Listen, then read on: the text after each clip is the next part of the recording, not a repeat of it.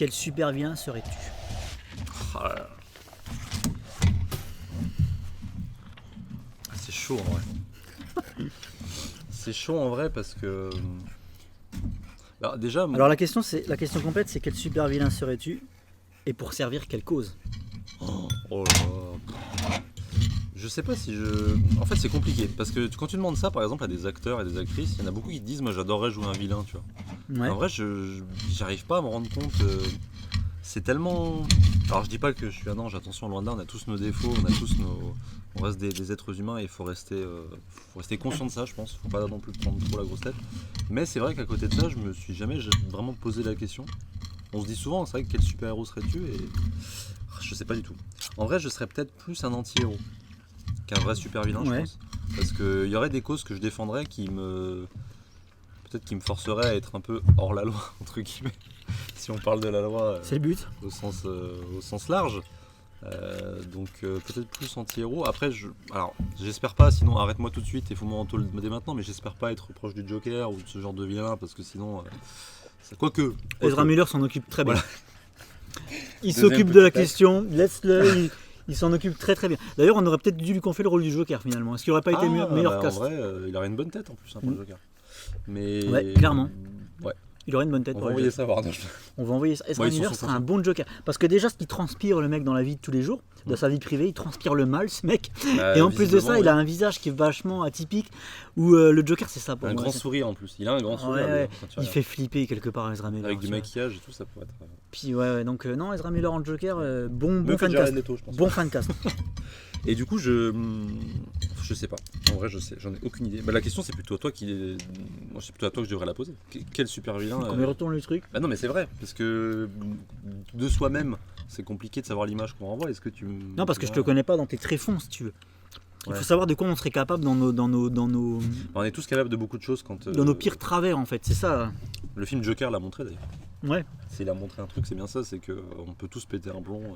Lex Luthor, personnellement, j'ai pas le pognon, j'ai pas le patrimoine, si tu veux. Ouais. Mais t'as le look, quand même. J'ai un peu le look. Plus que. Avec ton bourbon. Plus que certains acteurs qui ont été choisis pour le rôle. Ouais, bien sûr. Réfléchissons. Moi, par exemple, tu vois, je te dis ça pour t'aiguiller un petit peu. Enfin, après moi, ce serait, je pense, Ocean Master. Je pense que je serais le Ocean Master parce que je me retrouve parfaitement dans ce garçon. Ça me fait penser à une réplique des Trois Frères. Je me retrouve parfaitement dans ce garçon. Excellent film à voir à tout prix, les Trois Frères. Évidemment. Non, je me retrouve complètement dans ce personnage, dans le sens où le mec défend son... Alors c'est un conservateur, il est nationaliste. Mais pourquoi? Parce qu'en fait, le monde extérieur lui a prouvé qu'il n'était pas fait pour communier, en fait. Ouais. Le monde extérieur n'est pas fait pour... C'est pas le monde des bisounours, en fait. Et du coup, lui, il a parfaitement compris ça. Il a parfaitement compris que le monde des humains, ils peuvent dire ce qu'ils veulent dans leurs pubs et dans leurs films. Ça reste des fils de pute, quoi, clairement. Ils peuvent l'attaquer. Et moi, je reste fidèle à ma nation. Je ne l'ouvre pas au monde des humains, hors de question. Parce que, à part polluer mes océans et tuer mes baleines, qu'est-ce qu'ils font, quoi? Ils apportent rien. Donc il y a un côté vachement écolo et qui préserve son peuple avant tout. Mais du coup, est-ce que c'est un super vilain? Parce que c'est un peu la question que tu abordais. Alors Ocean Master, historiquement, ça reste un super vilain pour moi. Sur le papier, mais est-ce que dans les faits, quand par exemple, tu vois, il se fait enfermer dans la prison de Belle Rêve dans le run de Geoff Jones, tu vois, est-ce que c'est à ce moment-là, dans son état d'esprit, est-ce que c'est un super vilain? Est-ce qu'il se considère super vilain? Parce que Geoff Jones a écrit comme ça, mais maintenant, si tu prends vraiment ce qu'a fait Geoff Jones du personnage, ouais, par rapport à avant, il le fait quand même déverser des millions de mètres cubes de flotte sur des villes peuplées de civils. Il y a combien de morts? Donc après on peut me dire ce qu'on veut, on peut me dire Ocean Master finalement il est compréhensible comme mec, c'est peut-être pas un super vilain. Si, c'est un super vilain mec, il a tué des millions de personnes. C'est un super vilain. Et c'est ça qui me dérange, c'est que maintenant on trouve un malin plaisir à adorer, à aduler les anti-héros. Et Ocean Master, voilà, on voudrait le ranger dans la case des anti-héros parce que finalement il est pas si méchant que ça. Si, ça reste un salopard mais qui tue des millions de personnes qui n'ont rien demandé. C'est juste que la façon dont il est écrit, ça en fait un être compréhensible, mais il faut pas oublier les faits qu'il a fait. Ah oui, c'est ça la différence. C'est que on peut comprendre n'importe quel fils de pute, n'importe quel psychopathe, si tu vas fouiller dans son enfance, et ça je te le dis parce que moi je suis un grand passionné d'affaires criminelles, de tueurs en série, tout ça. N'importe quel psychopathe qui existe sur cette planète, tu vas aller fouiller dans son enfance, tu vas te rendre compte que le mec il a une vie épouvantable, qu'il a été violé, qu'il a été martyrisé. Mais ça n'excuse pas ce qu'il fait. Ah non, Je suis carrément. désolé. Carrément. Ça peut te donner des pistes pour comprendre ses gestes. Tu peux comprendre pourquoi le mec il a pété un boulon, mais ça ne l'excuse pas. Il doit purger sa peine. C'est pas parce qu'il a été violé pendant son enfance que c'est normal qu'il ait violé 3 gamines derrière. Complètement. Donc il doit purger sa peine, il doit crever pour moi. Enfin, tu vois, moi. Et en fait, si tu veux, c'est ça que j'adore. Donc finalement, c'est assez bâtard dans l'écriture de Geoff Jones parce qu'effectivement, à la fin, on te le présenterait presque comme quelqu'un qui, même dans le film. Mais dans le film, il fait pas autant. Dans le film, il fait pas de saloperie. Pour moi, il fait rien de mal. Et il envoie des poubelles. Sur les côtes. Il fait rien de mal. Il y a un navire ou deux qui se retourne dans la flotte. On voit pas les morts. On voit juste le navire au loin qui se retourne. Tu ressens, tu sais pas s'il y a des morts. Tu sais pas. Tu vois, on va dire oui, bah si, il y a un bateau qui se retourne, il y a des morts. Bah non, si on ne les voit pas. Pour moi, je pars du principe si c'est pas montré à l'écran, ça veut dire qu'il y en a pas. Moi, je pars de ce principe-là. Il fait beaucoup de dégâts matériels en fait. Il fait que du dégât matériel. Maintenant, celui sur papier, il tue des millions de gens. Et après, effectivement, c'est le coup de malice de Geoff Jones où finalement tu prends pitié de lui et tu te dis putain, mais ouais, mais c'est. Je le comprends parfaitement. Il a tué des gens, mec. Et c'est pour ça que ça reste pour moi un super vilain. Il faut pas se tromper à ce niveau-là. Ocean Master est un super vilain et moi je serais lui, je pense. Clairement. Parce que pour défendre sa nation, il est prêt à tout. Il a comment dire des raisons écologistes. Ah bah complètement. Lié à son peuple, lié à son environnement qui fait que voilà, il est en dessous, géographiquement, du coup c'est lui qui se prend toute la merde. C'est lui qui se prend toute la merde. Voilà, et non, moi je serais lui. C'est vraiment, là tu vois, pour le coup, j'aurais aimé que peut-être que tu me la poses avant pour que j'y réfléchisse, parce que là franchement je vois pas, je suis persuadé que après je tu peux réfléchir facilement. et on se redit ça à la fin du truc. En vrai de vrai, je vais juste aller chercher ma merguez. Vas-y, va chercher ta merguez. En vrai de vrai, je pense que ça se jouerait du côté des super vilains un peu manipulateurs. Mais tu sais, dans l'ombre, là où Orm serait un super vilain vraiment qui montrerait sa puissance physique aux yeux du monde, tu vois. Je serais peut-être plus dans le côté fourbe. Putain, heureusement, elle arrive. C'est l'effet que ça fait, je sais. Le téléphone qui est tout ramassé. Le téléphone qui a pris du gras. Après, je comprends la révélation. Il a pris autant de gras que nous ce soir. Du coup, excuse-moi, je t'ai coupé pour des conneries. Non, mais je disais, je serais peut-être plus dans un délire mystérieux ou caméléon. Genre quelqu'un qui ferait pas les choses en face, peut-être, je pense. D'accord. Je serais plus, si je devais me venger de quelqu'un, par exemple, je serais peut-être plus à fomenter une stratégie ou quelque chose sur du long terme. Pas attaquer physiquement, tu vois. Je serais pas un Grundy pour le coup. Mais j'irais peut-être plus chercher la petite bête, chercher là où ça fait mal, si c'est vraiment quelqu'un qui m'a fait une crasse et que j'ai pas d'autre choix pour moi que de lui faire comprendre. Préparer un plan sur le long terme. Ouais, pour lui en faire baver. D'accord. C'est quelqu'un qui me fait vraiment une crasse, je ferais ça. Après, il y aurait un délire à la Eddie Brock aussi avec Venom, tu vois, genre quelqu'un qui. Parce que Venom dans les comics c'est beaucoup ça. C'est pas juste un teubé qui mange des homards dans un restaurant. Suivez mon regard, c'était mardi. C'est surtout un mec qui va réussir à emprisonner Spider-Man sur une île déserte et qui va le pourchasser en fait. Genre chasse à l'homme sur l'île déserte, tu vois. Il va vraiment essayer de le faire passer pour une espèce de créature en détresse et il va un peu comme Kraven finalement. Mais Venom, il y a vraiment ce côté où il va pas le lâcher du tout, c'est-à-dire qu'il va le percuter en tant que dans sa vie de Peter Parker et dans sa vie de Spider-Man. Il va vraiment cibler les deux attaques, quoi. Et s'il doit prendre des gens en otage, alors après il y a le côté où avec le temps il s'est assagi et c'est devenu un létal protecteur, mais au début il n'hésitait pas à tuer des flics, tu vois. Par exemple qui se mettait en travers de sa route, ou au début il était quand même létal vraiment. Après il s'est un peu assagi. Ouais, c'est assagi. Et il s'est assagi assez vite d'ailleurs, hein, mais après dans ses premières rencontres il allait voir Tante May par exemple. Et genre il faisait comprendre à Peter que si jamais il allait pas dans son sens, voilà. Donc moi je serais peut-être plus dans ce genre de super vilain avec une vision sur le long terme. Je serais pas dans la catégorie des scientifiques fous parce que j'ai pas de. Parce que t'es pas skillé en sciences. Je suis pas skillé en sciences et pas du tout. Par contre, si vraiment quelqu'un me fait une crasse, j'irais plus chercher façon caméléon Mysterio, genre peut-être le torturer mentalement, comme Mysterio le fait dans certains comics ou comme il avait fait avec Daredevil, si je dis pas de bêtises. Enfin voilà, il y avait eu des histoires un peu comme ça et ouais, peut-être plus de cet ordre-là. Reverse Flash ou Venom? Donc là, la thématique c'est le double maléfique. Ah, c'est dur là, parce que les deux je les trouve incroyables. C'est pour ça que je t'ai posé cette question. Ouais, je sais bien. Et j'aime bien, genre, tu donneras ta réponse aussi. C'est ça qui est intéressant aussi, c'est que voilà. Même si je la pense toute trouvée. Ce serait laquelle ta réponse pour toi? Ma réponse, ça serait laquelle pour toi? Mais ce serait Reverse Flash. Ah non, ce serait Venom. Ouais, Venom. Venom, il est putain de stylé, quoi. Après, il a un background peut-être plus étoffé. Non, puis même, je trouve stylé Venom, quoi. Enfin, je sais pas, je trouve déjà le concept de je représente une araignée, je m'habille en noir, déjà, c'est plus cohérent que Spider-Man. Tu vois, c'est toujours la réflexion que je me fais quand t'as Venom. Lui, au moins, il a un costume d'araignée, quoi. Il est noir, le mec. Et puis, il a une langue, et puis, il a des yeux. Enfin, il est terrifiant. Une araignée, c'est terrifiant. C'est pas friendly ni bored, tu vois. Et non, mais Mary Jane, hein, c'est ce que je disais. Venom, il est tellement emblématique que je peux pas mettre le Reverse Flash dedans, quoi. Ouais. Là où le Reverse Flash, en fait, pour moi, je le considère vraiment comme le truc un peu facile, quoi. C'est le méchant Flash. Comme il a dépassé ce stade. À l'époque, oui, à l'époque de sa création. moi, j'ai vraiment ça. Pour moi, c'est vraiment ça le Reverse Flash. C'est le double maléfique. Là où Venom, on pourrait en dire autant, mais sauf que Venom, il est, je sais pas, non, je le trouve beaucoup plus travaillé. Le fait qu'il soit lié directement à Spider-Man de par le costume. Qui connaissent donc du coup l'identité du personnage, que du coup ça rend Spider-Man vulnérable parce qu'il a plus le sens arachnéen. Tout ça, je trouve ça hyper stylé, quoi. Tu sais qu'à la base, Venom, il en voulait pas à Peter Parker. Hein.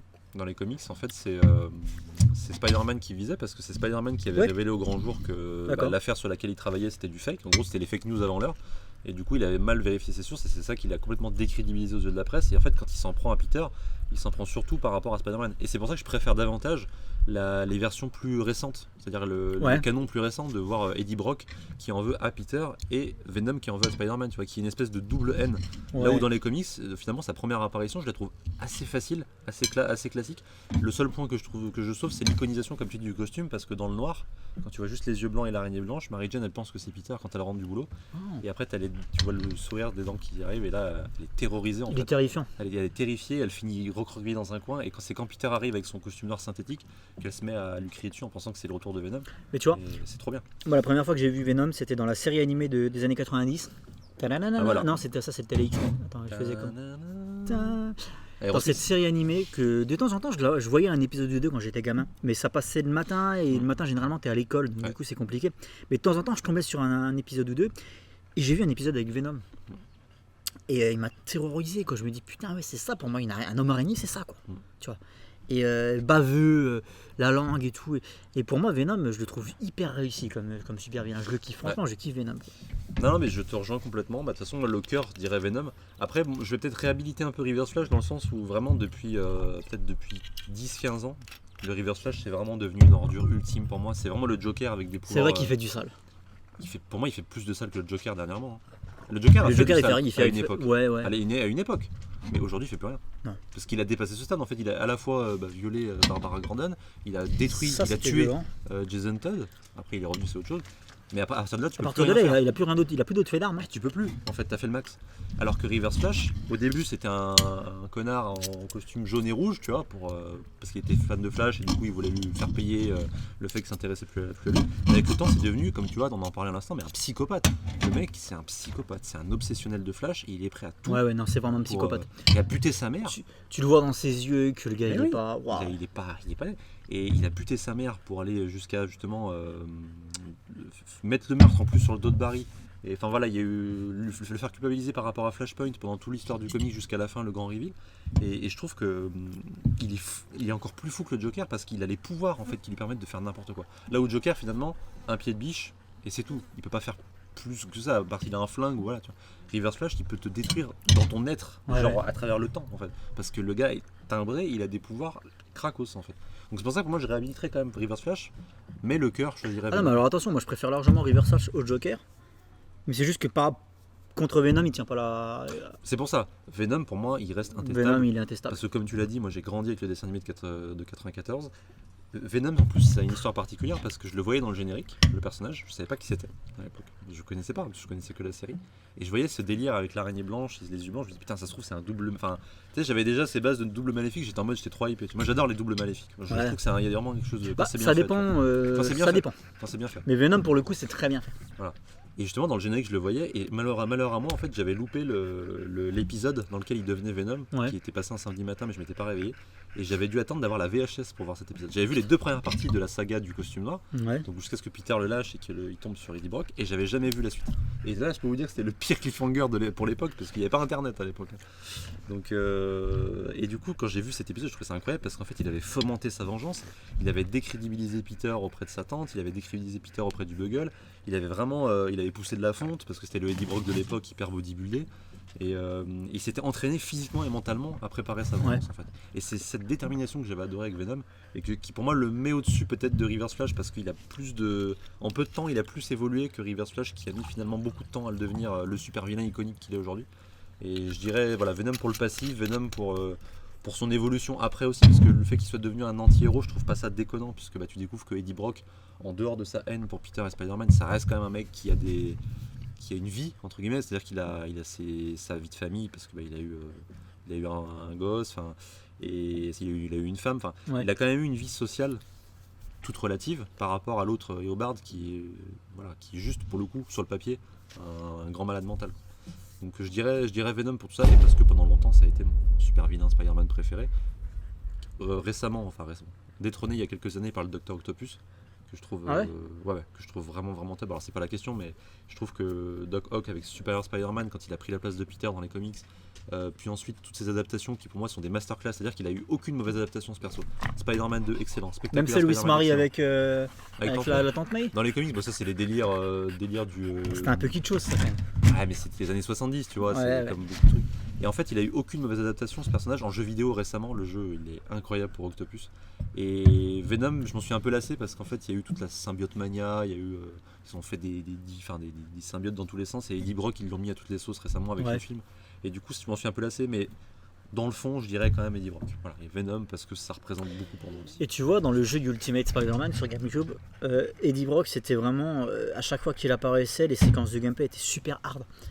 Vraiment c'était un boss, ils avaient fait exprès quoi, ils l'avaient rendu super balèze. Et du coup c'est vrai qu'il y avait toujours cette appréhension qui te tombe sur le coin de la gueule au détour d'une rue. Et du coup tu vivais un petit peu ce que ressentait Spider-Man quoi. C'est-à-dire que quand t'as Venom qui évolue dans ton monde, t'es jamais serein quoi. T'es pas serein. Et ça c'était bien retranscrit dans le jeu parce que t'avais peur que le mec tombe sur le coin de la gueule quoi. Il y a un côté un peu, je sais pas si tu connais les Lickers dans Resident Evil. Ah j'ai jamais joué à Resident Evil. Il y a, tu vois, c'est pas le gars là, avec son chapeau non, ça c'est Mister X je crois. Non, les Lickers c'est des monstres. Celui il déboulait un peu n'importe quand. Ouais. Non, les Lickers c'est des monstres un peu arachnéens qui montent au mur et qui ont des gros yeux et qui ont des langues un peu reptiliennes quoi. Et du coup ça rappelle un peu Venom, tu vois, quand tu le vois, quand t'as des plans de lui qui est au plafond, qui te regarde avec sa langue qui dépasse là, ça me fait penser un peu à ça quoi. Visuellement il y a peut-être de ça. Visuellement il y a un peu de ça je trouve. Donc Venom pour le coup. Venom et du coup, tu avais répondu Lex Luthor, Black Panther, ça fait 1 point partout. Tu avais répondu Felicia Hardy, donc ça fait 2-1 pour Marvel. Hulk, ça fait 3-1 pour Marvel. Oula. Venom, ça fait 4-1 pour Marvel. Sur une chaîne DC Comics, je pense qu'il va falloir vraiment que je mette ces bagages dans le coffre. On va repartir bons amis. Hein, voilà. Non mais là Venom, je peux qu'acquiescer. Non mais là Venom c'est obligé. Et je voulais dire un truc, je sais plus ce que c'était du coup. Oui, alors moi pour le coup je suis moins fan de la version Ultimate. Je trouve qu'elle est trop creuse, trop vide. Il y a tout le délire où c'est un ami d'enfance dans la version Ultimate des comics. En tout cas, le jeu, il est de mémoire très secondaire. Ouais, mais dans le jeu, il n'y avait pas de background, tu t'en fous. Voilà, c'est ça. C'était juste un méchant. Et en fait, c'est ça que je reproche. C'est que dans la Ultimate Spider-Man en comics, qui a duré plus de 200 numéros, il a peut-être 3-4 apparitions et encore. Et il est vraiment très secondaire. Il apparaît un peu au début. Et après, tu le revois plus. Et après, c'est surtout le symbiote que tu revois. Mais Eddie Brock, tu le revois quasiment plus.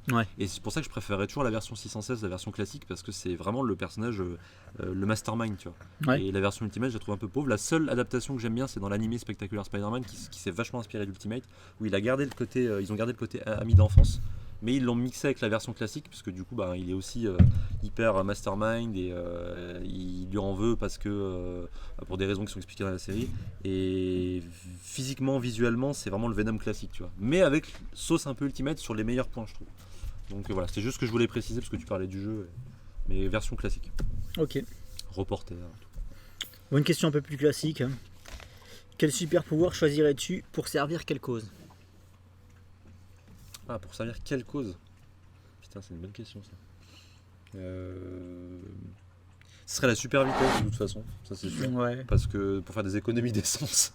Et genre c'est pas une blague, vraiment. En fait pour faire ça, et puis pour me permettre de partir loin. Après, j'ai pas précisé quelle cause noble. Oui, ça peut être une cause égoïste. Tu peux être un salopard. Bien sûr. Je peux en faire une, on en a fait toute la soirée. Je dirais que c'est vraiment plus. Pour le coup, ce serait très égoïste, mais ce serait pour me permettre de travailler dans un endroit que j'aime bien, qui soit à l'autre bout du monde par exemple, et de rentrer le soir voir mes proches. Bah, la super vitesse, c'est pratique. Hein. Ouais. Tu peux lire toute ta pale en l'espace de 30 secondes. Ah, mais après, le plaisir est peut-être pas le même aussi. Faudrait demander à Barry, je sais pas. Ouais, faudrait demander à Wally. Tu peux effectivement plier ta journée de boulot en l'espace de 10 secondes. Donc ça peut être très cool quand tu fais un métier de merde comme le mien. Ça peut être T'as du temps pour toi. ultra pratique. Peut-être trop après. Qu'est-ce que tu fais finalement? Parce qu'en fait, quand tu claques tes doigts et que tu fais ce que tu avais prévu de faire, tu le fais juste en claquant des doigts. Après, bah, tu sais plus quoi faire finalement au bout d'un moment. C'est ça le truc que je me pose. Au bout d'un moment, quand t'as la super vitesse de flash, tu fais tout en 30 secondes. Ouais. Qu'est-ce que tu fais après quoi? Après, moi, je ferais pas tout avec la super vitesse. Hein. Encore une fois, moi, je m'en servirais peut-être à. Alors, peut-être Pour le boulot. au début, je kifferais. Parce que au début, je pense que si tu tombes, t'as ce pouvoir-là, si tu te fais frapper par un éclair, et que tu en ressors vivant, bien sûr, au début, je pense qu'on kifferait beaucoup. Mais ce serait plus pour m'amuser, tu vois. Et pour décompresser et pour. Alors, peut-être que je sauverais des vies, je sais pas, tu vois, ça, j'en sais rien. Je pense que j'aiderais des gens de temps en temps. De temps en temps. Mais du coup, je consacrerais pas ma vie à ça. Bah justement, est-ce que tu te sentirais de faire juste de temps en temps? Est-ce que tu serais pas frustré à l'idée de le faire que de temps en temps et... Non, parce que tu sais très bien que tu pourras pas changer le monde à toi tout seul et que tu pourras pas sauver tout le monde. Donc, Ouais, mais tu le ferais quand même. ouais, si ça se trouve sur ma route, je le ferais. Ouais. Donc est-ce que tu serais pas à te poser des questions comme un Peter Parker ou Sûrement. avec tes pouvoirs, ça fait du bien? Mais en tout cas, pour le côté plus égocentrique, pour le coup, ouais, ce serait vraiment pour si j'ai envie d'aller taffer dans une librairie à New York, tu vois, j'ai une connerie. Hein. Mais que le soir je puisse rentrer chez moi. Voilà. Et puis que l'essence, enfin le transport, tout ça, voilà, c'est quand même des coûts qui sont de plus en plus chers. Tu vois, bah, ne serait-ce que pour venir voir des potes à différents endroits de France pour faire des lives ou des vidéos, bah, ce serait vachement cool. Tu vois. Là, c'est vraiment le pur plaisir, vraiment immédiat. Je ne me projette pas plus que ça. Tu vois. Mais genre, ce serait, moi j'ai toujours dit que ce serait la super vitesse ou la téléportation. Mais la téléportation, c'est nul. C'est nul à côté de la super vitesse parce que la super vitesse te permet de te téléporter quelque part. Et il peut y avoir des couilles. Avec la téléportation, moi j'ai pas confiance. Non, mais c'est surtout que la téléportation, je trouve ça useless en fait comparé à la super vitesse parce que la super vitesse te permet de te téléporter clairement. Quand tu t'appelles Barry Allen, tu vas en Afrique. Là, t'es en Afrique. Tu claques des doigts, t'es en Afrique. Donc la téléportation, c'est naze à ce niveau-là. Puis il faut imaginer l'endroit où tu vas atterrir. Et la super vitesse fait des choses que ne te fait pas la téléportation. Lire des bouquins, comme on disait, faire ta journée de boulot. Tu peux téléporter où tu veux, ta journée de boulot ne sera pas faite. Hein. Donc non, je trouve ça un peu naze la téléportation. Moi, tu vois, je pense que je prendrais quand même le pouvoir d'Aquaman. Pour servir quelle cause? La mienne. Juste le simple kiff, tu vois, d'avoir les océans pour toi tout seul. Ah, toi en plus avec l'eau, t'es en phase complète. Ça serait le kiff ultime quoi. Genre t'as envie de te couper de ce monde de dingue là, tu vois. Après t'as des menaces dans l'eau aussi. Hein. Maintenant tu les gères les menaces. Quelles menaces? C'est un boulot à part entière du coup. Ça t'entraîne des responsabilités d'être les menaces que t'as au fond de l'eau, c'est quoi? C'est des requins, des trucs comme ça? Des factions qui voudraient te destituer, pour qu'elles viennent te chercher à je sais pas combien de kilomètres sous l'eau, t'as quand même de la marge. Regarde Aquaman River, il se fait destituer rapidement. Donc ouais, non, pour servir quelle cause? La mienne quoi, clairement. Et puis je pense que j'irai aider 2-3 bestioles qui sont attaquées par des chalutiers. Des braconniers ouais, complètement. Ouais. Ça, clairement, ça je le ferais, ouais. Bah toi déjà, t'as vraiment ce rapport à l'eau qui fait que ce serait vraiment sincère et tu serais dans une démarche très authentique, je pense. Parce que c'est vraiment un élément qui te correspond et que t'as envie de défendre aussi. Et qu'on oublie souvent, hein. Parce que c'est vrai qu'on parle beaucoup de la faune et de la flore terrestre, mais on ne pense pas forcément à celle qui est sous l'eau. Mais sinon, oui, la super vitesse, c'est quand même ultra pratique. Moi, franchement, ce serait sans hésiter. Par contre, excite tout ce qui est contrôle, comment dire, télépathie, tout ça, moi, j'en voudrais pas. Parce que savoir... savoir ce que pensent les autres, ça peut être malsain, quoi. Malheureusement, on est trop dans un délire de vie sociale formaté. Il faut laisser aux gens leur... Moi, tu vois, le fait d'avoir le pouvoir, la télépathie et tout... J'aurais l'impression d'être un super vilain. Oui, ça serait trop. Non, mais pour moi, même si on me dit non, tu peux être un bon gars avec ce pouvoir, non. Parce qu'à partir du moment où tu sondes l'esprit des gens, t'es un salopard. Tu violes. Le Martian Manhunter, c'est un salopard quelque part parce qu'il sait ce que tu penses. Donc à partir de là, il peut pas être complètement clean, ce mec. Tu vois, c'est pour ça que j'aime bien quand ils demandent leur autorisation. C'est genre, ils ont une espèce de ils demandent l'autorisation, mais qu'est-ce qui te prouve qu'il a pas fait avant? Et qui te demande juste par pure bienséance, tu vois. C'est pour ça que non, pour moi, c'est un pouvoir de super vilain, ça. La télépathie. Genre le Docteur Psycho et tout, ouais, ils se font plaisir avec des trucs comme ça. Charles Xavier, ouais.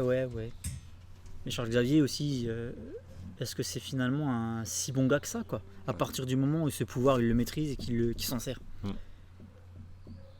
Oui, c'est vrai. Parce que si t'es vraiment un bon gars, tu te dis, ben non, je l'utiliserai pas mon pouvoir. Tant pis, j'ai que celui-ci, mais je l'utiliserai pas. Parce que ça me regarde pas d'aller fouiller dans l'esprit des gens, quoi. Ouais, c'est vrai. Avec Cerebro, c'est ce qu'il fait, il va chercher les mutants contre leur gré. Alors il pense les aider, mais du coup... Donc est-ce que c'est vraiment un good guy finalement? Est-ce que Superman le ferait ça? Je ne crois pas. Très bonne question. Ouais, pas mal. Question plus classique, mais tu vois, même avec les questions classiques, on arrive quand même à. Retour d'un petit versus. Allez. Donc là, je l'appellerais justice expéditive. Ah, ok. Est-ce que tu as une petite idée? Tu vas opposer le Punisher face à. Je sais pas, Slade. Red Hood. Red Hood, ah oui. Red Hood contre le Punisher. En vrai, c'est facile. T'aurais dit Red Hood contre le soldat de l'hiver, j'aurais été plus emmerdé. J'ai hésité avec le Winter Soldier, mais je le connais pas assez, donc j'ai préféré me m'en tenir au Punisher. Parce qu'en vrai, ils sont. Alors attention, similaires. moi la version de Red Hood dont je parle, c'est la seule et unique, c'est celle de. J'ai bouffé le nom. C'est Judd Winnick. Judd Winnick de Under the Red Hood, et c'est tout quoi. Ouais. Tout ce qui s'est fait après avec la Bat Family, je chie dessus. Je m'en bats les couilles. Ça m'intéresse pas. Pour moi, le Red Hood, c'est un personnage one shot. Ouais. C'est son retour fracassant pour confronter Batman face à ses propres contradictions. Et, c'est pour ça qu'il est là. Et tout le reste après, le fait de le rentrer dans la Bat Family alors qu'elle a des flingues, je chie sur ce truc. C'est pas possible. C'est nul, c'est C'est mauvais. pas possible. C'est mauvais. Le fait de le voir avec les Gotham Knights, ça. Ouais, non.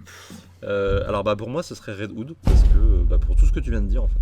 Le fait que ce soit un. Tout le questionnement qu'il pose sur le monde de Batman. Puis le fait qu'il ait un passif avec Batman. Moi j'adore les super vilains qui ont un passif Ouais. avec leur héros.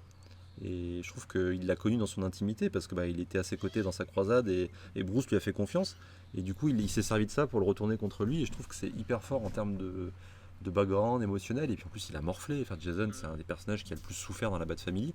Ouais. Alors il y a eu de la concurrence, hein, mais en termes de mort, résurrection, traumatisme avec le Joker, à côté de Dick par exemple, tu vois. Puis c'est il ça, fait Dick de la le peine, fait. en fait. Sa mère est morte, mais en fait non, elle est pas morte, regarde, elle est là, Ouais. mais en fait non, c'est elle qui En va tuer fait, avec le Joker, tu vois. Enfin, c'est vrai que le mec il se fait bien trimballer quoi. C'est dur quoi. Après selon les origin story, le truc du puits de Lazare, bon bah voilà. Après dans les comics c'était l'Infinite Crisis qui l'a ramené à la vie. Ouais. Mais en vrai il y a des trucs très très forts et tu sens que c'est une victime de la continuité en fait. Et c'est presque un aveu de la part des éditeurs derrière. Tu sens que genre, on vous le ramène mais on vous le fait souffrir parce que le fait de le ramener c'est dur. On vous montre que c'est dur, on vous montre que c'est un effort pour nous de le faire souffrir encore une fois. Parce que il revoit Batman et il souffre forcément parce qu'il sait qu'il va devoir se venger de lui, il sait qu'il va devoir lui montrer que ce qu'il fait, c'est l'un de ses plus grands échecs finalement qu'il a en face de lui. Et le fait qu'il prenne le symbole du Red Hood, c'est pas rien, hein, forcément, dans l'historique de Batman. Alors que le Punisher, c'est vrai que moi je suis beaucoup moins fan, j'ai beaucoup de mal avec les anti-héros à la Punisher. En fait, j'arrive pas à les voir évoluer dans un monde de super-héros, ces personnages. Alors il y a une histoire de Punisher qui se déroule dans un monde post-apo. Ouais. Qui a l'air ultra cool. Punisher à la fin, je crois. Punisher à la fin, je crois que c'est. J'ai pas lu. Qui a l'air ultra cool sur le papier. Et ça me ferait bien envie, ouais. Toi, c'est un perso qui pourrait te plaire. Toi, le run de Garcenis, par exemple, sur Punisher, ça te ferait kiffer. Oh oui, Garcenis. Le run Garcenis me fait kiffer quand il arrive. Le run est très bon parce que c'est vraiment c'est jouissif au possible. Et en plus, le run sort après une période où Frank Castle était devenu une espèce d'agent du paradis. Enfin, il y avait des délires à la fin des années 90. Du coup, Garcenis, il revient à un truc terre à terre et il nous remet le Punisher tel qu'on le connaît. Et alors moi, j'ai pas lu tout le run, mais j'ai des proches qui l'ont lu, qui m'ont dit que c'était très bien. J'ai lu les premiers arcs et je trouve que c'est vraiment c'est Vislar à souhait, c'est gore, mais dans la poésie, si on veut, de Garcenis. Et ça marche vraiment bien. Après, voilà, c'est le genre de perso que pour moi, en fait, niveau crédibilité, ça tient pas. Parce que pour moi, dans un univers super-héros, il se serait déjà fait arrêter 10 000 fois, en fait. Par Steve Rogers, ou par Tony, ou par les X-Men, enfin j'en sais rien, n'importe qui avec des super pouvoirs qui serait un peu boy scout l'aurait déjà arrêté. Parce que le mec, c'est un criminel. Il fait des trucs par rapport à sa morale perso. Mais est-ce qu'il le laisse pas faire parce que quelque part il fait un peu le boulot, tu vois. Parce et que on ferme les yeux.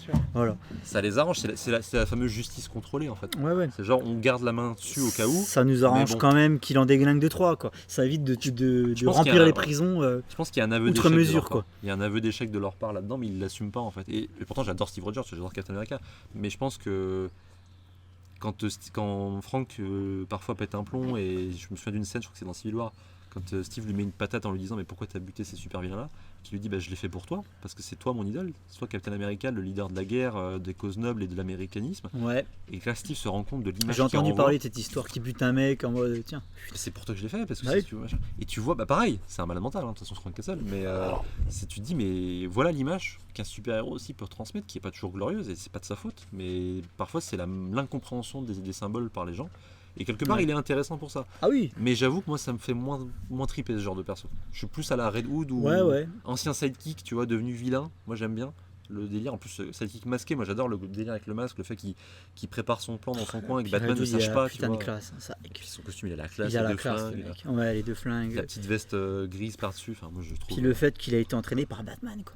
Bah oui. Comment tu gères ça, quoi? Et pour aller un peu plus loin, parce que les persos ont été créés la même année, mais Bucky Barnes, moi j'adore aussi, le Soleil Ouais. d'hiver. Parce que... J'ai hésité à le confronter avec Ouais. Bucky Barnes. Après, ça aurait été plus compliqué parce que ils ont vraiment, pour le coup, ils sont kiff-kiff. Je sais même pas lequel a copié sur qui, parce qu'ils sont sortis vraiment à 2-3 mois d'intervalle. Ouais. Donc en vrai, je sais même pas, tu vois. Ça se trouve, c'est complètement une coïncidence. Oh oui. Mais j'adore le Bucky dans les comics ou même le Bucky des films, tu vois, de Sebastian Stan. Je trouve que quand Steve le marave sur le l'héliporteur à la fin de Winter Soldier et que tu vois les yeux de Bucky qui sont des yeux d'androïde, presque de robot, il n'a plus aucune émotion, il est livide, et que Steve est obligé de lui péter le bras pour qu'il lâche le disque qui va lui permettre justement de sauver la situation, tu sens la douleur dans le regard de Steve de devoir blesser son ami en fait. Et je trouve que c'est un peu ce qui se passe avec Red Hood aussi, et moi j'adore ce genre d'état d'esprit là, parce que c'est des gamins qu'ils ont entraînés, ils ont pris la responsabilité de les avoir sous leur aile en sachant les risques qu'il y avait. Et ça a vrillé en fait. Ouais. Ça a vrillé et j'aime bien ce que ça découle comme enjeu. Donc je dirais Red Hood vraiment sans. Non, c'est vrai que Red Hood soulève beaucoup de. Toi c'est Red Hood aussi de toute façon. Bon, j'aime beaucoup le Punisher quand même. Ouais je sais mais bon. Mais Red Hood, ouais, non, voilà. Red Hood, il est quand même au level. Mais non, j'aime beaucoup le Punisher. C'est un des persos préférés chez Marvel. Vraiment, j'aime beaucoup ce. Je le trouve, une fois de plus, je le trouve légitime dans ce qu'il fait. Voilà, le mec, il a perdu sa famille dans des circonstances tragiques. Il y a un moment, il en a plein le cul, il a plus envie de traiter. Je comprends cet excès de violence vis-à-vis d'une vermine qui n'en a cure en fait. Il y a un moment, il faut prendre les devants. Quand ça fait 25 fois que tu réenfermes le même mec qui s'en bat les couilles de ton code pénal, de ton sens de la justice, il y a un moment, tu lui mets une balle dans la tête, tu vois. Je le comprends tout à fait. C'est le Batman à l'extrême en fait. Je le comprends tout à fait, tu vois. Et moi, je te le dis tout à l'heure, moi personnellement, dans la vie de tous les jours, je suis pour la peine de mort. Punisher, c'est ça, quoi. Ah bah il l'applique lui-même. Il l'applique. Et au final, je me dis, moi, je ferais partie de ceux qui ne le feraient pas forcément, mais qui fermeraient les yeux. Fait parce que quelque part, j'acquiesce. Ouais, moi, je le ferais pas. Faut être honnête. Je le ferais pas parce que j'ai pas envie de tuer des gens. C'est pas dans ma religion. Là, moi, c'est clairement pas dans ma religion pour le coup. Ouais. Il y a peut-être une partie de nous. Je le ferais pas, mais s'il y en a qui le font à ma place, eh ben, merci quelque part, tu vois. Voilà. En fait, se salir les mains, c'est complètement ce qu'il fait Frank Castle en fait. Et il prend la responsabilité, il demande de compte à personne. Il fait ça dans son coin, il demande de récompense à personne, il s'en fout. Et j'aime bien le délire du journal de bord, tu vois. Le fait qu'il ait bien souvent dans certaines adaptations un journal de bord où il tient compte de ça, ça met une certaine organisation dans sa folie en fait. Parce qu'il est fou mais il le reconnaît pas en fait. Et il a eu des adaptations dignes de ce nom quoi. Le film de 2004 était pas mal. Le film, moi je le défendrai toujours bec et ongle ce film parce que franchement je le trouve ultra. Alors on va me dire oui c'est pas le Punisher Comics où le mec il est sur un toit avec deux sulfateuses de chaque côté. Oui parce que c'était une vibe réaliste à l'époque. Déjà avant Christopher Nolan ça existait. Parce que ça date de 2004 quoi. Mais moi j'aime bien la façon qu'il a planifié parce que vu que c'est ultra réaliste le mec il peut pas se permettre de rentrer dans le tas, il planifie tout. Il organise un coup monté entre la femme de sa cible avec le meilleur ami et tout, comme quoi ils baiseront ensemble, machin. Et à la fin il y va avec un arc parce qu'il ne faut pas se faire repérer. Ça c'est stylé quoi aussi. Enfin, ouais parce qu'il ça reste un militaire. Jusqu'au duel final façon cowboy avec les cloches qui sonnent quoi. Ouais, toi ça te parle en plus. Ah ouais. Western. Il y a vraiment un côté western moderne. Et puis très comic book, le film Punisher, il a un côté très comic book dans le traitement dans l'esthétique et le traitement des personnages de l'hôtel. Enfin c'est pas un hôtel, c'est un immeuble abandonné. Oui. Ça très inspiré de Garcenis. De Garcenis, le junkie avec tous ses piercings, la femme au foyer qui shoot, qui se drogue. Bon là c'est pas explicite dans le film, mais apparemment dans le comics clairement elle se prend des rails la meuf. Ces personnages qui sont délaissés, livrés à eux-mêmes, qui sont désabusés, mais il y a encore du bon qui réside en eux. Et Frank se prend de compassion vis-à-vis d'eux, il va jusqu'à les défendre quoi. Enfin je trouve ça super cool. Parce qu'il a des principes. Oui, il a des principes. Ça a beau être un sectaire, un psychopathe mais il n'est pas si psychopathe que ça finalement. C'est pour ça que j'aime beaucoup ce perso. C'est compliqué, mais je pense que je prendrais Red Hood parce que c'est vrai qu'Under the Red Hood c'est une gifle pour moi. D'ailleurs, t'as pas lu le comics en plus pour l'instant. Dans la catégorie des animés que je garderais, c'est celui qui se battait avec Dark Knight Returns pour moi. L'animé est excellent. Et le comics c'est très très bon. Et en plus dans l'édition d'Urban, il y a une maxi-série de 12 numéros qui s'appelle Red Hood The Lost Years, si la mémoire est bonne, et ça raconte le cheminement de sa résurrection jusqu'à son identité de Red Hood en fait. Et il y a tout le délire avec le puits de... Enfin non, je sais même pas si c'est le puits de Lazare. Si, il y a le puits de Lazare. et comment il va faire pour s'organiser avec les différents réseaux criminels qu'il va côtoyer pour avoir ses flingues. Ouais. Enfin, ils vont vraiment aller développer, et je trouve la maxi-série plutôt cool, peut-être un peu longue, parce que tu viens de te taper 300 pages de Under the Red Hood dans la série Batman. Mais en tout cas, c'est un bon petit plus pour ceux qui aiment du Red Hood, qui voudraient le voir en solo, entre guillemets, après Under the Red Hood. Bah, c'est une bonne édition. Franchement, ce qu'ils ont fait, Urban, c'est cool. Et le Punisher, bien sûr, le run de Garcenis, qui reste, je pense. À la base, c'est un perso qui a été créé dans les pages de Spider-Man. D'accord, ouais, il me semble. Jerry Conway. Oui, je l'ai vu. Voilà. Je l'ai vu ce truc-là dans l'encyclopédie Spider-Man, effectivement. C'est ça. C'est son premier adversaire. Hein. Il a eu sa première série dans la foulée, je crois. Et après, il a fait des apparitions notables dans la série Hulk. Ouais, le mec était sur un toit, il était en train de shooter. Ouais. Puis dans plein d'autres séries. Hein. C'est un peu le Nick Fury, en gros. C'est dans des films, c'est genre le mec qui était un peu partout, il faisait ses bails de son côté. Et jusqu'à vraiment la série qu'il a révélée, c'est celle de Garcenis. Et après, il y a eu le run de Jason Aaron aussi, Punisher Max, que j'ai pas lu, qui est apparemment très très vite. Et l'adaptation dans la série Daredevil qui est complètement dingue. Avec, putain, comment il s'appelle ? Cette saison 2, elle est ouf. John Bertal. Qui d'ailleurs est a priori, pour revenir. La question est, est-ce que c'est intéressant de le voir évoluer dans l'univers de Disney ? Je ne sais pas. Non, je dirais, moi, y a pas de spoil. Je réponds, non, c'est de la merde, parce que c'était une série vachement violente et vachement glauque, et qu'il faut que ça reste comme ça, quoi. Ouais. Là, ça va arriver dans le monde des bisounours, ça m'intéresse pas. Ça m'intéresse pas. Apparemment, le Caïd a bien été dénaturé.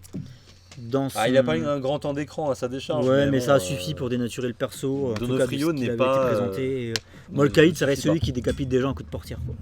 Voilà. Question 12. Ton pire personnage d'ici ? Moi, ce serait le Joker. Pour le côté symbolique. Ouh, ça parle mal. Pour le côté symbolique, en fait, le personnage me gonfle. Toi, t'as envie de niquer des mères, c'est ça ? J'en ai marre. J'en ai marre du Joker. Je dis pas, alors forcément, tu vas aller me chercher un perso auquel je pense pas là tout de suite, mais franchement, sur le papier, c'est celui qui me vient en tête en premier. Parce que, moi, c'est pas pour ce qu'il est, c'est pour ce qu'on en a fait. Ce qu'il est devenu. C'est pour ce qu'on en a fait. Voilà. Et pour ce qu'il est à la base, je pourrais jamais dire que le Joker est le pire personnage d'ici pour moi, parce que c'est un ennemi qui est tellement emblématique et qui a su gagner en prestance. Oui, bien sûr. Qui a eu beaucoup d'incarnations réussies au moins au cinéma, ça c'est un autre sujet. Mais je veux dire, c'est un personnage qui représente. C'est plus qu'un personnage, c'est un esprit en fait. C'est quelque chose de très. Mais pour moi, en fait. Et rien que pour ça, il a passé le stade du personnage pour moi. Donc je peux pas dire que c'est le pire personnage d'ici qui existe parce qu'il est au-delà d'un stade du simple personnage, le Joker. C'est une figure mythologique. Oui, mais justement, il aurait dû mourir comme ça. Et de plus revenir en fait. Alors on sait bien que marketing fait que mais ça c'est ce qu'on en a fait, tu vois. Oui, mais du coup justement, moi c'est pour ça que c'est devenu un personnage que je ne supporte plus. C'est parce que, ok, je t'accorde tous les points que tu as dit, c'est un des plus grands super vilains de l'histoire, si ce n'est le plus grand pour certains, il n'y a pas de souci. Mais c'est comme tout bon super vilain, en fait, il faut une fin. Et je trouve que à chaque fois qu'il revient dernièrement, il raconte plus grand chose, ou alors il faut que ce soit dans les Elseworlds. Il fait jamais vraiment de mal. En fait, pour moi, la fin, ça aurait dû être limite Killing Joke, tu vois. Moi, c'est ça qui me dérange avec le Joker, c'est que c'est censé être le clown maléfique, le mal ultime en fait, mais sauf qu'on me le montre pas.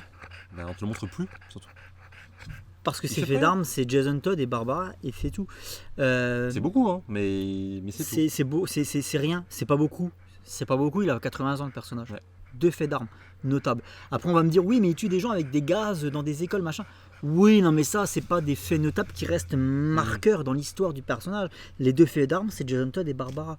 Et c'est très peu quand tu sais que le personnage a 80 ans, et c'est surtout très peu quand tu sais que le personnage est censé être le diable de chez DC Comics. Ouais, c'est ça, la fameuse échelle dont tu parles. La fameuse échelle avec Superman qui est l'ange, et l'ange gardien, et le diable absolu, c'est le Joker.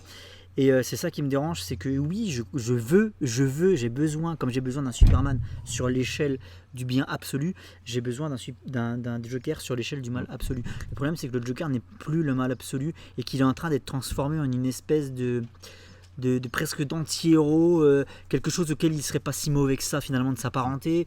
Et c'est ça qui me dérange, c'est qu'on n'ose plus faire vraiment. Pour moi, le Joker, c'est quelqu'un qui doit rentrer dans une maternelle avec un flingue et tirer sur un gamin.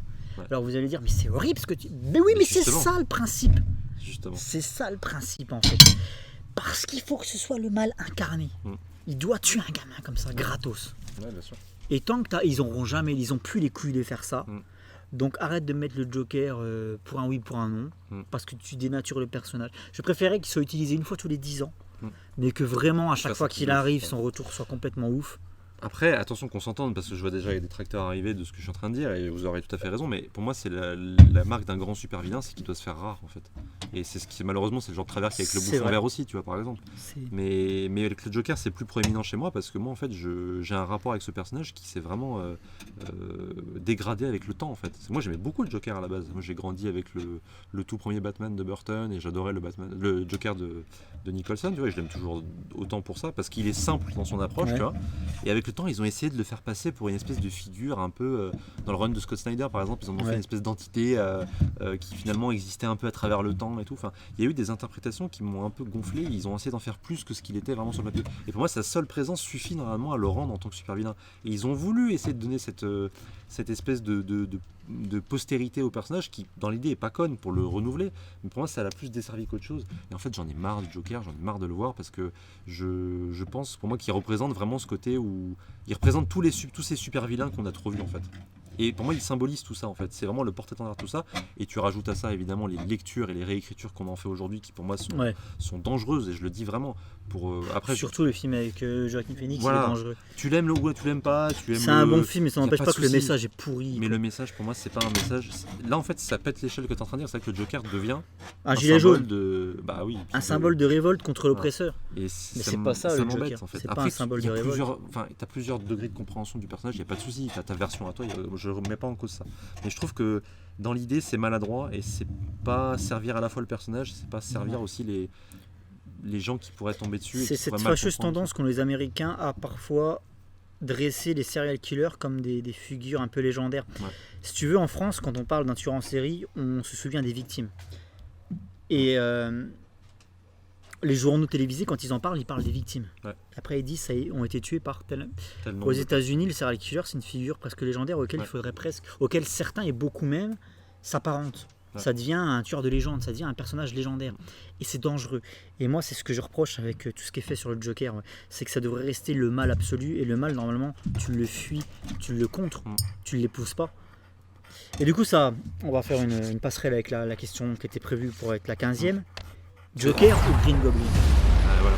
Ah, bonne transition. C'était la 14e ça? C'était la dernière. Du coup, t'as déjà beaucoup développé sur le Joker, donc je pense que... Là, encore une fois, je vais choisir l'ersatz. Mais qui est moins ersatz que Black Cat pour le coup, parce qu'il c'est quand même plus... il a une iconographie qui n'est pas totalement le clown du crime, c'est un gobelin déjà, c'est pas un clown. Pourquoi je les ai comparés? Parce que oui, effectivement, il y a le côté un peu délirant, bouffon.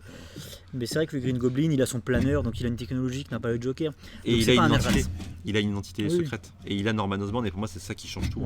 C'est que Norman Osborn, dans les comics de Stan Lee, Ditko et Romita, enfin surtout avec Romita, parce que c'est là qu'ils l'ont vraiment développé, mais ils ont donné à ce background de cet industriel très froid, très calculateur, qui va torturer. Puis alors lui, pour le coup, il a fait du sale à Peter, mais vraiment dans sa vie de tous les jours, parce qu'il connaît à la fois Peter Parker et Spider-Man, et là où le Joker, pour le coup, s'en branle de Bruce Wayne, tu vois. Le bouffon vert, ça rajoute cette dimension-là, et ça restera sa plus grande némésis, même si moi je préfère le Dr Octopus à l'heure actuelle, mais le bouffon m'a fait vibrer sur beaucoup de points, que ce soit dans les comics ou dans les films. Encore une fois, Willem Dafoe, la très bonne interprétation. La version de la série animée Spectacular Spider-Man, qui pour moi le must en termes d'adaptation, t'as le côté prince du crime, le mec qui veut gérer son empire comme dans les premiers comics de Stan Lee, et le côté plus moderne où il va essayer de faire souffrir Peter, et en tout cas il va essayer de se venger de Spider-Man, qu'il considère comme un rival. Il est vicieux. Il est très vicieux. Moi j'adore un truc, ce que j'adore pour moi, c'est ça un vrai super vilain, c'est quelqu'un qui est capable de regarder le super-héros dans les yeux et de lui soumettre un dilemme à résoudre dans l'instant. Et dans Batman Forever, ça avait été fait. Dans Batman Forever, ça avait été fait, j'avais trouvé ça super cool. Avec Nigma. Voilà. Mais là, c'est vraiment, est-ce que tu choisis de sauver ces 15 gosses ou est-ce que tu choisis de sauver ta meuf? Je les balance, voilà. T'avais eu le temps de réfléchir là, maintenant t'as plus le temps. Putain, ça c'est cool. Parce qu'il le voit comme un rival presque mythologique en fait, c'est vraiment, il y a un délire presque mythologique, presque épopée, tu vois, genre il voit en lui un successeur et en même temps un mec pour lequel il va tester sa moralité en fait, il va aller voir jusqu'où il est prêt à aller, ce que peut faire aussi un peu le Joker, mais c'est vrai que ça ajoute beaucoup plus de background quand tu sais que le bouffon sait que Spider-Man est Peter Parker et que du coup il va surtout forcer Peter à faire ça plus que Spider-Man, et c'est d'ailleurs ce qui se passe dans le premier film, et c'est ce qui vient des comics à la base. D'ailleurs il y a tout un arc qui est sorti il n'y a pas longtemps dans la collection anniversaire Spider-Man à 7€, qui s'appelle Le Cauchemar, qui va un peu finalement résumer tout ce passif de relations qu'ils ont depuis des décennies. C'est un comics qui est sorti dans les années 2000 et qui va montrer vraiment Norman Osborn face à Peter Parker dans leur plus moche travers et dans leur relation la plus salace justement. Et je trouve que alors, c'est pas un comics que j'adore, mais c'est un bon résumé de tout ça. Et puis quand tu lis les épisodes d'origine, quand tu sais que c'est le bouffon vert qui a tué Gwen Stacy et qui quelque part a propulsé finalement le comics dans un nouvel âge. Aussi, le bronze. Le Joker a beaucoup de faits d'armes, mais le bouffon aussi, et il n'a pas à rougir. Et on est moins dans l'ersatz que Black Cat et Catwoman, parce que voilà, pour tout ce côté développement qui sont rajoutés. Et puis même, il a des liens par rapport à d'autres super vilains aussi, tu vois. Le Joker, c'est le cas aussi, mais c'est peut-être un peu plus mesuré. Là où le bouffon vert, il a par exemple tout un passif avec Otto Octavius. C'était des gars qui ont presque étudié ensemble. Ils ont vraiment une espèce de complicité à une époque, mais finalement, le Norman a pété un plomb et a trahi Otto, et ça s'est ressenti dans plusieurs années après. Enfin, ils ont vraiment fait des retcons intéressants vis-à-vis de ça. Et rien que pour l'iconographie, comme tu dis, du mec qui est dans sa cave, qui a son masque sur un trépied et qu'il le regarde, que ce soit dans les comics ou dans le film, enfin, je trouve que c'est... Je sais pas, ça me parle plus. Bon, après, je suis un fanboy de Spider-Man, mais il a vraiment... Voilà, pour moi, ce qui ajoute par rapport au Joker, pour résumer vite fait, c'est Norman Osborn, et c'est le fait qu'à tout moment... Le Joker, tu sais qu'il va péter un plomb. Norman, tu sais pas. Il a déjà pété. Norman, tu sais pas. Norman, il y a des moments où tu sais pas, c'est très imprévisible. Tu sais pas s'il va péter un plomb, tu sais pas s'il sait que tu es Spider-Man, tu sais pas. Et c'est ça que j'adore. En fait, cette imprévisibilité, son rire aussi qui est caractéristique à lui aussi. Hein. Et j'aime ça en fait. Voilà, j'aime ce personnage pour ça. Donc ce serait le bouffon vert. Parce que... Il y en avait une qui va prendre beaucoup trop, je pense, de développement, donc on la fera pas. C'était le jeu d'ici que tu fantasmes. Ouais. Bah non, en fait, ça va aller vite. Hein. Après, je vais pas faire une vidéo comme toi où j'explique. Oui, non, mais voilà, c'est pour ça. Mais dans l'idée, si tu veux, je fais une réponse courte, mais c'est évidemment Green Lantern. Moi, j'adorerais. Alors, je sais que pour toi, c'est impossible à faire. Ouais, ou difficile, mais moi, je pense que c'est tout à fait réalisable. Après, on est dans le fantasme, donc on se permet. Ah oui, bien sûr. Moi, je suis désolé quand on voit des jeux comme Mass Effect, où tu as moyen de voyager sur différentes planètes. Alors, c'est pas les 3600 secteurs du truc, mais tu as quand même l'occasion de voyager beaucoup. Moi, je pense que c'est tout à fait réalisable avec la technologie qu'on a. En nerfant tout, oui, c'est faisable. En nerfant un peu, mais tu peux quand même faire quelque chose de crédible et qui transmette une ambiance. Moi, c'est surtout une ambiance que je recherche pour Green Lantern. Et après, je suis prêt à faire des concessions sur certains points. Mais une vraie aventure avec une vraie histoire, un vrai truc où tu peux aller sur Terre, tu peux aller sur Oa, en tout cas sur les lieux les plus cultes, sans forcément faire tout l'univers. Avec un monde donné, tu vois. Par exemple, Spider-Man PS4, c'est un monde ouvert, mais qui se cantonne à Manhattan, tu vois. Et pourtant, ça t'enlève pas l'expérience, tu vois. Donc je pense qu'il y a moyen de faire un bon monde ouvert qui soit limité mais qui soit bien construit. Et pour moi, c'est vraiment le jeu que j'attends le plus et que j'adorerais voir parce que pour tous ces procès, pour le côté défi que ça pourrait donner à l'équipe technique aussi, parce que ça pourrait être intéressant de les voir se appréhender un tel univers et ça changerait des sempiternels jeux qui se passent à New York ou à Gotham ou ce que tu veux, quoi. Donc moi, je serais pour un jeu Green Lantern. Moi, le seul truc où j'ai mis un X, c'est dans le fait que normalement un anneau c'est soumis à ta propre imagination, et là dans un jeu tu peux pas imaginer. Dans un jeu tu aurais une liste façon combo. Tu aurais X, allez, on va prendre les touches de la PS, triangle, croix, carré, ou alors 2 fois triangle, 2 fois croix, machin et tout, pour faire des trucs préétablis dans le jeu que construire l'anneau, des constructions de l'anneau préétablies. En fait tu aurais une liste de constructions préétablies par l'anneau, et pour moi déjà ça nuit à l'intérêt du truc.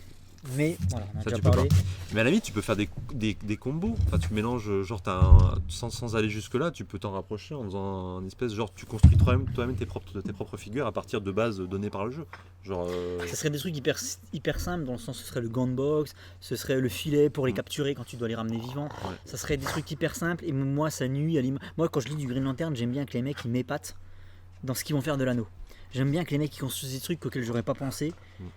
Et c'est ce que j'ai du mal à retrouver dans les animés aussi, c'est que les constructions sont toujours toutes flinguées, il n'y a pas d'imagination. Et dans un jeu, tu serais obligé de nerfer clairement ça. Et du coup, c'est pour ça que ça me dérangerait un peu. Mais je comprends qu'on puisse... je suis d'accord avec toi. En même temps, moi, le simple fait de pouvoir jouer avec l'anneau, soit de tirer des rayons laser, soit de faire des figures même préétablies, déjà rien que ça, moi, ce serait un kiff. Ouais, je peux comprendre. Ce serait un kiff parce qu'on n'a pas eu ça pour l'instant. On n'a pas eu ça. Il y en a eu un de jeu adapté du film de Ryan Reynolds.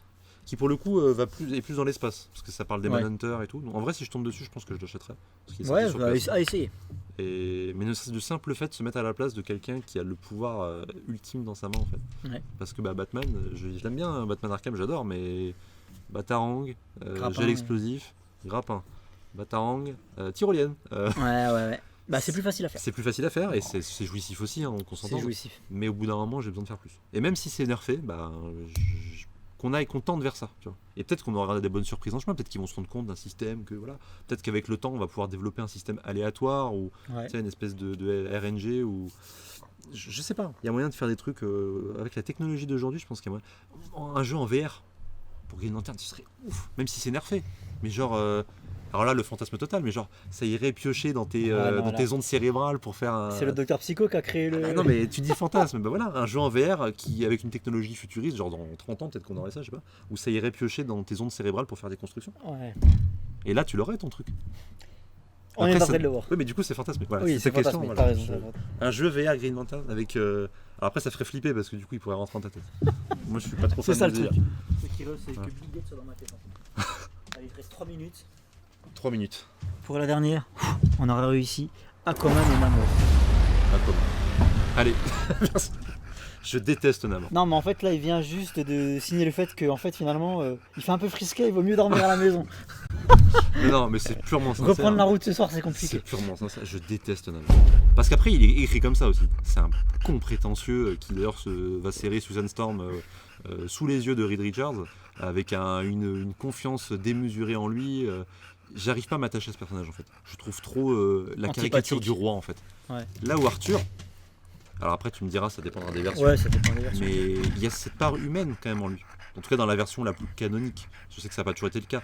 Mais ce qui le rend intéressant, c'est qu'il, pour moi, en tout cas, c'est quand il est issu des deux mondes. Et c'est ce qui Ouais. fait qu'il a plus les pieds sur terre. Et le nombre de moqueries qu'il s'est pris dans la gueule et comment il gère ça en ayant Ouais, en mode, je m'en l'intelligence. fous, en fait. Voilà, en mode je m'en fous, dites ce que vous voulez, Dites moi ce je que suis là vous pour sauver voulez, le monde après, enfin sauver mon royaume et éventuellement sauver le monde terrestre si je suis avec la Ligue. Le reste je m'en branle, tu vois. Namor je déteste. Après c'est voulu aussi, encore une fois, je dis pas que Namor est un perso claqué, c'est voulu comme ça. Mais moi le mec qui débarque au Wakanda, qui veut imposer sa loi et à côté t'as Black Panther qui lui fait non frérot, tu restes à l'écart, c'est ça que je veux voir. C'est quand il se fait Contrer, rabrouer un ouais. peu et qu'on le remet à sa place. Parce que l'Imperius Rex ça va 5 minutes. Puis le mec, il a des ailettes quand Ouais. même aux chevilles, quoi. Après, ça me choque pas. Quand on lit des comics, on est plus à ça près, tu vois. Mais lui, pour le coup, ce serait peut-être un des persos Marvel que je déteste le plus, tu vois. Je D'accord. supportais pas Namor. Je sais qu'il C'est sera. un des premiers. Hein. Bah ouais, c'est un des Invaders, un des premiers super-héros Un des de l'âge premiers d'or de Marvel, ouais. de Timely Comics. Mais je supporte pas. Après, je sais même pas s'il a des persos qui respectent en fait Namor dans l'univers. Parce qu'il manque de respect à tout le monde en fait. Il a pas de. Quand les gens disent ouais, Aquaman il a été créé parce que Namor, est-ce que ça te semble perspicace? Non. Parce qu'ils ont rien à voir, quoi. Non, ils en ont fait autre chose avec Il y Arthur. en a un qui est habillé en noir, l'autre qui est habillé en doré, il y en Ils a ont un pas qui la est même blond, vision l'autre qui est de- brun, il y en a un qui est typé, l'autre qui est clairement comment dire occidental, quoi. Ouais. Il y en a un qui est plus typé asiatique, hein, si je dis pas de conneries. Namor il a des traits un peu asiates, hein. Oui, il me semble bien. Il a des Enfin, oreilles d'elfe, il a des. Enfin, Ouais, après, voilà. Là, il sera prochainement au casting de Black Panther, donc à voir ce qu'ils vont en faire. hein. c'est pas le Shazam Superman, c'est pas le même Mm. rapport au Shazam, Non. c'était clairement une copie conforme de Superman. Là, quand les gens disent oui, mais Aquaman, il a été créé parce que Namor. Calme-toi, il y a Non, rien puis à en voir. plus, pour moi, avec le temps, Aquaman, il ressemble plus à Superman. Oui. Dans la façon d'être, dans Oui. sa droiture, dans sa posture. le Superman des océans. Ouais. Parce ouais. qu'en fait, Arthur, là où c'est intéressant, c'est qu'il va chercher un compromis. Et moi, je préfère ce genre de personnage. Là où Namor, lui, c'est plus un Orm, pour le coup. Il va plus être Bah, dans je le. le connais pas, mais je sais que c'est un anti-héros, un salopard qui se permet pas mal Si de tu veux, trucs. Namor, c'est. Ah, ta caméra, c'est coupé. Ah merde.